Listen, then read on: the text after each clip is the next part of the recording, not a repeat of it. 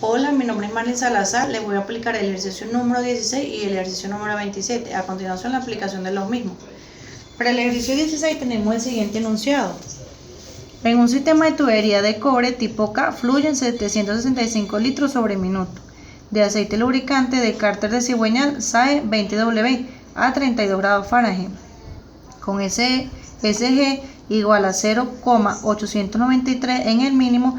Calcular la potencia que absorbe el motor con una eficiencia de 65%, aprovechando la presión en el punto en el tanque de 8,9 por 10 a la 2 kPa. La tubería de la entrada al motor es de 4 pulgadas con una longitud de 40 metros y la salida es de 2 pulgadas. Acá transformamos el caudal del sistema internacional debido a que observamos que los demás datos están en el sistema. Con la gravedad específica determinamos el peso específico. Por tabla de la primera unidad buscamos los datos para el aceite lubricante de cárter de cigüeñal SAE 20W a 32 grados Fahrenheit. Acá tenemos 32 grados Fahrenheit. Esto lo transformamos a grados centígrados, que vendría siendo 0 grados centígrados. Encontramos el valor de la viscosidad cinemática de 2600 centitoques necesarios para determinar el número de Reynolds. Por acá tenemos por la tabla de la segunda unidad, buscamos los datos del área del diámetro de cada tubería. Determinamos acá las velocidades y luego la carga de velocidad. Para determinar la potencia que absorbe el motor debemos calcular PR. Por lo tanto, necesitamos determinar HR, por lo que debemos aplicar la ecuación de energía en dos puntos. Por acá tenemos la ecuación de energía en dos puntos que pasen por el motor. Aplicamos la ecuación de energía desde el tanque superior al inferior. Luego aplicamos las consideraciones. En el punto 1, en la superficie de un fluido se hace 0, por lo tanto se hace 0 la carga de velocidad.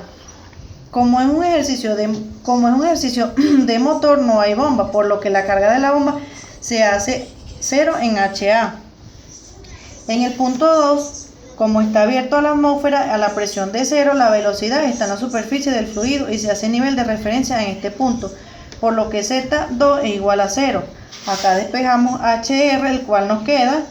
Luego planteamos las pérdidas totales de la tubería. Primera pérdida en la entrada de tubería, segunda pérdida de codos, como hay dos y son iguales, se duplica la pérdida. Tercera pérdida, como la tubería tiene longitud, se calcula esta pérdida. Cuarta pérdida, válvula de retención y cierre. Quinta pérdida, válvula de retención de disco basculante. Sexta pérdida, válvula compuesta. Séptima pérdida, salida de la tubería. Acá tenemos la pérdida de la entrada. Como dice que la entrada entrada flachanada, buscamos el formulario y el valor de K vendría siendo 0,25. Multiplicamos por la carga de la velocidad y obtenemos la pérdida. Acá tenemos la pérdida de codos. Como es tubería de cobre, se debe determinar la rugosidad relativa y luego con el apéndice 3.9 se interpola el factor de tubería completa de FT. El valor de la longitud equivalente se lee del apéndice 3.6 LE sobre D, que vendría siendo igual a 50. Multiplicamos y obtenemos la pérdida. Como son dos codos, se multiplica por 2. Acá tenemos la pérdida de la tubería. Determinamos el número de Reynolds. Como nos da menor a 2000, es laminar. Determinamos el factor de fricción por F, que nos vendría dando 64 sobre NR. Acá tenemos la pérdida de la válvula. De retención y cierre la pérdida de la válvula de retención de disco basculante. Como estos son accesorios, están en la misma tubería que los codos, el factor de fricción del mismo, por lo tanto buscamos solo la longitud equivalente, LE sobre D. El apéndice 3.6 multiplicamos el factor de turbulencia completa, la longitud equivalente y la carga de la velocidad la obtenemos. Acá obtendremos las pérdidas, ambas pérdidas. Pérdida en válvula compuesta. Como este accesorio está en otra tubería, se vuelve a determinar la rugosidad relativa y luego con el apéndice de 3.9 se interpola el factor.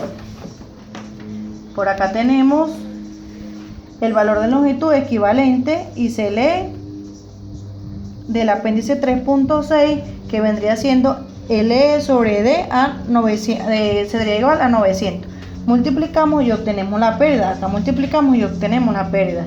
Pérdida de la salida. En su valor K, acá tenemos la pérdida de la salida. En su valor K siempre es 1, por lo tanto su valor es igual a la carga de velocidad. Sumamos todas las pérdidas de HL, de HLT, sustituimos todos estos datos en la ecuación, despejamos HR, obteniendo un resultado de 23,5302 metros.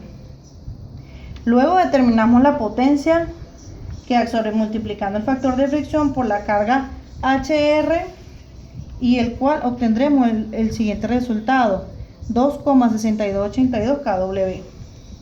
Para el siguiente ejercicio, que ese vendría siendo el número 27, tenemos el siguiente enunciado.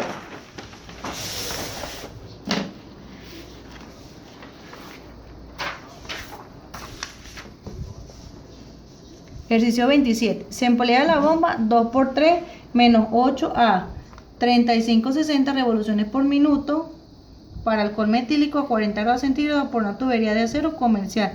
Cédula 80. Calcular la presión en el punto B con a una altitud de 500 pies. La bomba trabaja con NPSHR igual a 10 pies y una potencia de 30 HP.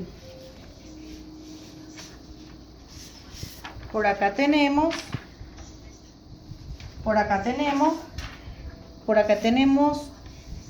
el gráfico del caudal y la carga total, que vendría siendo 2.400 litros sobre minuto y se transforma a 1,4126 pies al cubo sobre segundo. Con este valor de la carga neta de succión positiva de NPSHR, que es la recta que desciende desde la parte superior del gráfico y se trata de intersectar con la línea de segmento de la potencia donde se cruzan, podemos trasladarnos hasta las dos escalas de abajo para leer la capacidad que es el caudal en cualquiera de los dos sistemas. Como se observa en el gráfico, cae exacto en la escala de litros sobre minuto.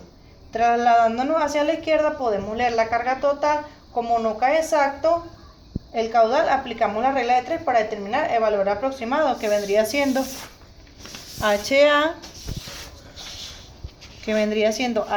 de 140, de 140.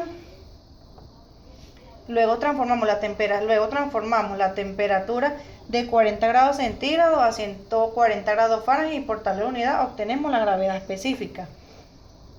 Con este dato obtenemos el peso específico y la viscosidad cinemática. Por las siguientes tablas o por las tablas de la segunda unidad, buscamos los datos del área del diámetro de cada tubería, determinamos la velocidad y luego la carga de velocidad. Aplicamos la ecuación de energía entre la superficie del fluido y el tanque abierto en el punto 2. ¿Qué sería el punto B? En el punto 1 tenemos el tanque abierto a la atmósfera, presión es 0 y la velocidad en la superficie es 0 y la carga de altura es 0 porque es el nivel de la referencia. HR 0, no hay motor. Despejamos P2. Acá despejamos P2, planteamos la pérdida total, pérdida de la entrada, luego la pérdida de la vuelta de la tubería, luego la TES y por último la expansión. Pérdida de la entrada. Como es entrada redondeada, se divide el radio que se observa en el dato entre el diámetro interno de la tubería con el formulario que se va a entrada redondeada, y de la tabla se obtiene un K de 0, aquí se obtiene el K que vendría siendo igual a 0,28. Luego con este valor se multiplica por la carga de velocidad y se obtiene la pérdida en la vuelta. Aquí tenemos la pérdida en la vuelta. Para determinar el factor de fricción se realiza igual que en una tubería. Determinamos el número de Reynolds. En un turbulento determinamos la rugosidad relativa con el uso del diagrama de Modi, como se aplicó en la segunda unidad. Se determina el factor de fricción interpolando. Acá aplicamos el factor de fricción interpolando.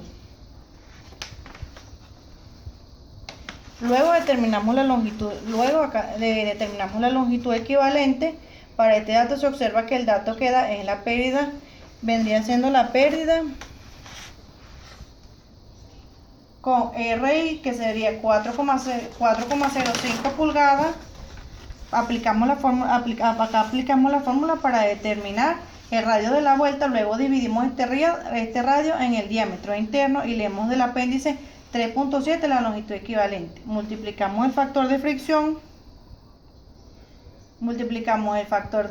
de la longitud equivalente a la carga de velocidad y obtenemos la pérdida. Pérdida de T estándar. Acá tenemos la pérdida de T estándar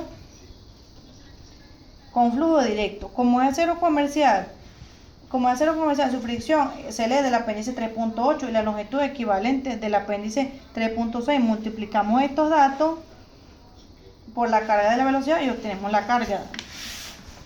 Acá tenemos la pérdida de la expansión. Se dividen los diámetros internos de la tubería mayor entre la tubería menor, donde se lee que el valor de K en el apéndice 3.2 al cortar este valor con los grados de 30 grados centígrados para obtener una K de 0,42. Sumamos la pérdida y determinamos HLT. Determinamos las velocidades y la carga de velocidad en el punto 2, calculando el área del diámetro que nos suministra el del dato. Sustituimos todos los datos y obtenemos el valor de la presión en el punto 2.